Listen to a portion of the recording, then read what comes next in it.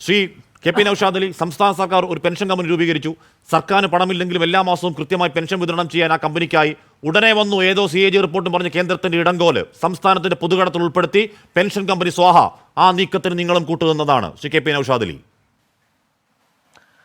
ഇവിടെ ഹഷ്മി, ഈ സാമൂഹ്യ സുരക്ഷാ പെൻഷനുകളൊക്കെ മാസങ്ങളോളം കിട്ടാതായിട്ട് ഇവിടുത്തെ സാധാരണക്കാരെ ആത്മഹത്യയിലേക്കും പിച്ച തണ്ടാൻ തെരുവിലേക്കൊക്കെ ഇറങ്ങുന്നതിന് പിന്നിലുള്ള കാരണങ്ങൾ നമ്മളൊരു പഠനത്തിന് വിധേയമാക്കണമെന്നാണ് എൻ്റെ അഭിപ്രായം. ഒന്നാമതായിട്ട്, ഇവിടെ കഴിഞ്ഞ ഉമ്മൻചാണ്ടി സർക്കാരിൻ്റെ കാലത്ത് സമഗ്ര ആരോഗ്യ കേരളം എന്ന പദ്ധതിയുടെ കീഴിൽ സർക്കാർ ഖജനാവിനൊരു പോറല് പോലും ഏൽപ്പിക്കാതെ 1,42,000 ആളുകൾക്ക് 1,200 കോടി രൂപയുടെ സൗജന്യ ചികിത്സാ സഹായം കാരുണ്യ ലോട്ടറി വഴി നൽകിയിരുന്നു. അത് നിർത്തലാക്കിയ ആളാണ് പിണറായി വിജയൻ. ഇവിടെ കരൾ, ഹൃദയം, വൃക്ക, ഹീമോഫീലിയ രോഗികൾക്ക് സൗജന്യ ചികിത്സാ സഹായമായിട്ടൊരു കാരുണ്യ ബെനവലൻ്റ് സ്കീം ഉണ്ടായിരുന്നു. അതിവർ നിർത്തലാക്കി. ഇവിടെ എല്ലാ ജില്ലകളിലും മെഡിക്കൽ കോളേജ് ആരംഭിച്ച് 595 മരുന്നുകൾ സൗജന്യമായി നൽകിയിരുന്നു. അതിന്ന് നിലവിലില്ല. ഇവിടെ അവയവമാറ്റ ശസ്ത്രക്രിയ നടത്തുന്നവർക്ക് കൈത്താങ്ങായിട്ട് മൃതസഞ്ജീവിനി എന്നൊരു പദ്ധതി ഉണ്ടായിരുന്നു. അതിന്നില്ല. ഇവിടുത്തെ ഇൻഫാൻറ്റുകൾക്കും അമ്മമാർക്കും ഒക്കെ ചികിത്സാ സഹായം സൗജന്യമാക്കുന്നതിന് അമ്മയും കുഞ്ഞും എന്നൊരു പദ്ധതി ഉണ്ടായിരുന്നു. അതിന്നില്ല. പാവപ്പെട്ടവൻ്റെ കുട്ടികളെ കേൾവിയുടെ സംസാരത്തിൻ്റെ ലോകത്തേക്ക് പിച്ചവെപ്പിക്കുന്ന കോക്ലിയർ ഇംപ്ലാന്റേഷൻ ചികിത്സ സൗജന്യമായിട്ട് ഇവിടെ ചെയ്തിരുന്നു. അതിന്നില്ല. ഈ സംസ്ഥാനത്ത് BPL ഓരോ കുടുംബാംഗത്തിനും വർഷം 30,000 രൂപ സൗജന്യ ആരോഗ്യ ഇൻഷുറൻസിന്റെ ഒരു പദ്ധതി ഇവിടെ ഉണ്ടായിരുന്നു. ICCI ലോംബാർഡിനെ തെറി പറഞ്ഞുകൊണ്ട് ഇവർ ആ പദ്ധതി നിർത്തി. ഭൂതകാലത്തിന്റെ സുവർണകാലം പറഞ്ഞുകൊണ്ടിരിക്കാതെ ഇവിടെ പെൻഷൻ മുടങ്ങുന്നു, ഇവിടെ മനുഷ്യൻ ആത്മഹത്യ ചെയ്യുന്നു. അരിക്ക് കഴിഞ്ഞ ഏതാനും ദിവസങ്ങൾ കൂടി ഇത് 10 രൂപയ്ക്ക് മുകളിലാണ് വില. സാധാരണക്കാരന് വരുമാനമുള്ളവൻ പോലും ജീവിക്കാൻ കിടന്ന് പെടാപ്പാട് വിടുമ്പോൾ, സപ്ലൈകോയിൽ സാധനമില്ലാതിരിക്കുമ്പോൾ ഈ പെൻഷൻ മാത്രം ആശ്രയിക്കുന്നവർ പട്ടിണിയുടെ വക്കത്തേക്ക് പോവുകയാണ്. സമരവുമായി ഇറങ്ങണം സാർ പ്രതിപക്ഷം. യൂത്ത് കോൺഗ്രസ് അല്ല, പ്രതിപക്ഷം ഒന്നാകെ സമരമായി ഇറങ്ങണം ജനകീയ പ്രശ്നങ്ങൾ ഏറ്റെടുത്തുകൊണ്ട്.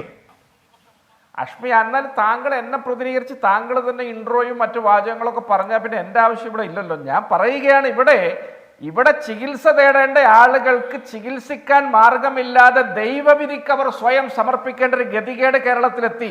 ഇവിടെ അവശ്യ വസ്തുക്കൾക്ക് തീപിടിച്ച വിലയായിട്ട് സപ്ലൈകോവിനെ ആശ്രയിക്കുമ്പോൾ സപ്ലൈകോവിന് സപ്ലൈ ചെയ്തിരുന്ന ആളുകൾക്ക് സഹസ്ര കോടികൾ നൽകാനുള്ളത് കൊണ്ട് മാവേലി സ്റ്റോറുകളിൽ ഒരു വസ്തുവുമില്ല. ഇവിടെ ലൈഫ് ഭവന പദ്ധതിയുടെ 2 കൊല്ലത്തെ ചരിത്രമെടുത്താൽ 18% ഗുണഭോക്താക്കൾക്ക് മാത്രമാണ് മുഴുവൻ തുകയും കൊടുത്തത്. പാർപ്പിടത്തിന് അവസരമില്ല. ഇവിടെ ജനങ്ങൾക്ക് കിടക്കാനിടമില്ല, ഉണ്ണാൻ വഴിയില്ല, ചികിത്സക്ക് ഗതിയില്ല.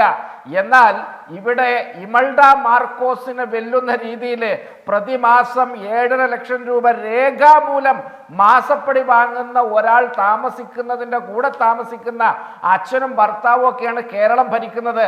അവർക്ക് ഇത്തരത്തിലുള്ള പാവങ്ങളുടെ കാര്യം നോക്കാൻ മനസ്സില്ല, സൗകര്യമില്ല. അതുകൊണ്ടാണ് ആത്മഹത്യ ചെയ്യുന്ന ആളുകളെയൊക്കെ പുച്ഛിച്ചുകൊണ്ട് അവർ രംഗത്ത് വരുന്നത്. ഇവിടെ നേരത്തെ അസ്കർ പറഞ്ഞല്ലോ, ഉമ്മൻചാണ്ടി സർക്കാരിൻ്റെ കാലത്ത് 18 മാസം പെൻഷൻ മുടങ്ങിയെന്ന്. എവിടെയാണ് മുടങ്ങിയത് എന്ന് ദയവ് ചെയ്തൊന്ന് പറഞ്ഞു തന്നാൽ ഞാൻ അദ്ദേഹം പറയുന്ന പണിയെടുക്കാം. ഇവിടെ അച്യുതാനന്ദൻ 2011 അധികാരം ഒഴിയുമ്പോൾ കേരളത്തിലെ പെൻഷൻ തുക 300 രൂപയാണ്. ഉമ്മൻചാണ്ടി 2016 അധികാരം ഒഴിയുമ്പോൾ കേരളത്തിലെ പെൻഷൻ തുക 800 തൊട്ട് 1500 വരെ വ്യത്യസ്ത ശ്രേണികളിലുള്ളതായിരുന്നു. എന്നിട്ട് ഇവിടെ വന്നിരുന്ന പച്ച നുണ പറഞ്ഞതുകൊണ്ട് നിങ്ങളുടെ വീഴ്ചകൾ ഇല്ലാതാകില്ല എന്ന് സദയം മനസ്സിലാക്കണം. ഇനി ഉമ്മൻചാണ്ടി സർക്കാരിന് എന്തെങ്കിലും പിഴവ് പറ്റിയിട്ടുണ്ടെങ്കിൽ അതിനു വേണ്ടിയാണല്ലോ 2016-ലും 2021-ലും നിങ്ങൾ അധികാരത്തിലേറിയത്. എന്നിട്ടും നിങ്ങളുടെ തൻ പ്രമാണിത്വത്തിനും അഹന്തക്കുമൊക്കെ നിങ്ങൾ 2011 സർക്കാരിനെ, അതിനു മുമ്പ് 91 കരുണാകരൻ സർക്കാരിനെ, 82 കരുണാകരൻ സർക്കാരിനെ, 70 അച്യുതമേനോൻ സർക്കാരിനെയൊക്കെ പഴി പറയുകയാണെങ്കിൽ അതിനല്ല നിങ്ങളെ തെരഞ്ഞെടുത്ത് അധികാര സ്ഥാനത്തിരുത്തിയത് എന്ന് സദയം CPM-കാരെ മനസ്സിലാക്കണം. നിങ്ങൾക്ക് സാധാരണക്കാരൻ്റെ വികാരത്തോട് സംവേദനക്ഷമമായി പ്രതികരിക്കാനുള്ള അലിവും ഹൃദയ വിശാലതയും നഷ്ടപ്പെട്ടിരിക്കുന്നു. നിങ്ങളൊക്കെ അധികാര പ്രമത്തതയുടെ ദുഷിച്ച മായാലോകത്ത് വലിയ കിങ്കരന്മാരും ചക്രവർത്തിമാരുമായി വാഴുകയാണ് പ്രിയപ്പെട്ട സുഹൃത്തെ. അതുകൊണ്ട് നിങ്ങളുടെ ഭരണത്തിന് കീഴിൽ നാട്ടുകാർക്ക് ഗതിയില്ല എന്ന് മാത്രമല്ല, നിങ്ങൾ ശവത്തിൽ കുത്തുന്നവരാണ്. നിങ്ങൾ ഒരാളെ ആത്മഹത്യാ കുറിപ്പെഴുതി വെച്ച് 15 ദിവസം മുമ്പ് ഞാൻ ആത്മഹത്യ ചെയ്യുമെന്ന് മുൻകൂർ മുന്നറിയിപ്പ് നൽകിയിട്ട് ദുരിതമേറ്റുവാങ്ങി മരിച്ചു കിടക്കുമ്പോൾ അയാളെ നോക്കി നിങ്ങൾ മരിച്ചത് ഇതുകൊണ്ടല്ല, നിങ്ങൾ മകളുടെ പെൻഷൻ വരെ വാങ്ങിയ ആളാണ്, നിങ്ങൾ തൊഴിലുറപ്പ് പദ്ധതിയുടെ പണം വാങ്ങിയ ആളാണ്, നിങ്ങൾക്ക് ഇത്ര രൂപ ഇത്ര മാസത്തിനകത്ത് ലഭിച്ചിട്ടുണ്ട് എന്നൊക്കെ പറഞ്ഞ് ആ മരണത്തെ പോലും അപഹസിക്കുന്ന നിങ്ങളെയൊക്കെ അടിച്ചിറക്കി കേരളം ആട്ടിപ്പായിക്കുന്ന നാളുകൾ അനധി വിദൂരമല്ല എന്ന് മാത്രം നിങ്ങൾ ഓർത്താൽ മതി. ഈ അഹങ്കാരമൊക്കെ മലയാളി കൃത്യമായിട്ട് വിലയിരുത്തുന്നുണ്ട്.